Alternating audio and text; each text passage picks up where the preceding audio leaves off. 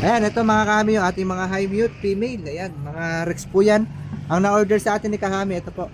Bali, na-order niya to is promo. Naka 40% off po tayo ngayong February 13 at February 14. Ayan mga kahami, yun, napakaganda po niyan. Rex na Rex po yan, banded blue. Parang buy one take one na po nabili ito ni Bossing. So yung mga kahami, bali, ito nga nag-ready ulit tayo ng karton. Ayan, meron ulit tayong ipapaship wholesale at yung ating promo na Teddy Bear Hamster. Ayan mga kahami, bali lagyan lang po natin yan ng kusot. Bali unahin lang natin yung ating wholesale mga kahami. Ating Campbell Corp pala. Bali kuha lang tayo dito ng 30 peraso mga kahami. Samahin na natin. Ayan, bali 30 peraso to mga kahami na babae. Siyempre sasamahan din natin ng male. Ayan. Ang nilalagay natin mga kahami pag male, kulay blue yung wheel, pero pag babae kulay pink. Ayan, para di tayo nalilito. Isama na natin dito mga kahami para hindi magreklamo yung rider. Then ayan, bali 60 peraso nga mga kahami ang ating inilagay sa kanya. Bali ang order kasi sa atin ni kahami is 100 pieces.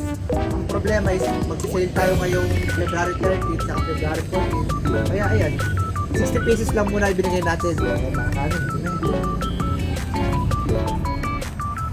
bali ang ginawa ko nga lang dito mga kahami, ayan o.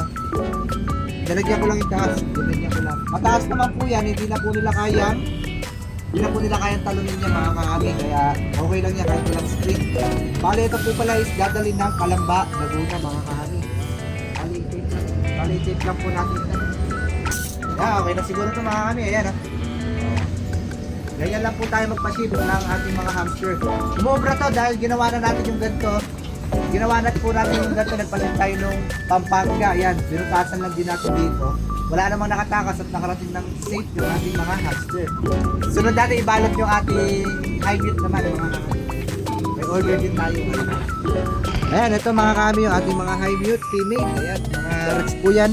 Ang na-order sa atin ni kahami, ito po. Bali, na-order niya to is promo.